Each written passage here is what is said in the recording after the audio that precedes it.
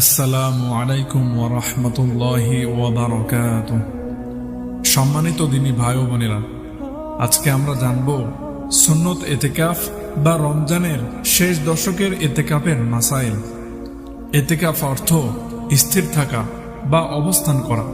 পরিভাষায় জাগতিক কার্যকলাপ ও পরিবার পরিজন থেকে বিচ্ছিন্ন হয়ে সওয়াবের নিয়তে মসজিদে বা ঘরে নির্দিষ্ট স্থানে অবস্থান করা ও স্থির থাকাকে ইতিকাফ বলে। রমজানের শেষ দশকে ইতিকাফ করা সুন্নতে মুআক্কাদায়ে কিফায়া, অর্থাৎ বড় গ্রাম বা শহরের প্রত্যেকটা মহল্লা এবং ছোট গ্রামের পূর্ণ বসতিতে কেউ কেউ ইতিকাফ করলে সকলেই দায়িত্বমুক্ত হয়ে যাবে, আর কেউই না করলে সকলেই সুন্নত তরকের জন্য দায়ী হবে।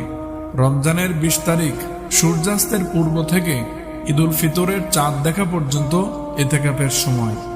ইতিকাফের শর্তসমূহ। ইতিকাফের জন্য ৩টি শর্ত। ১.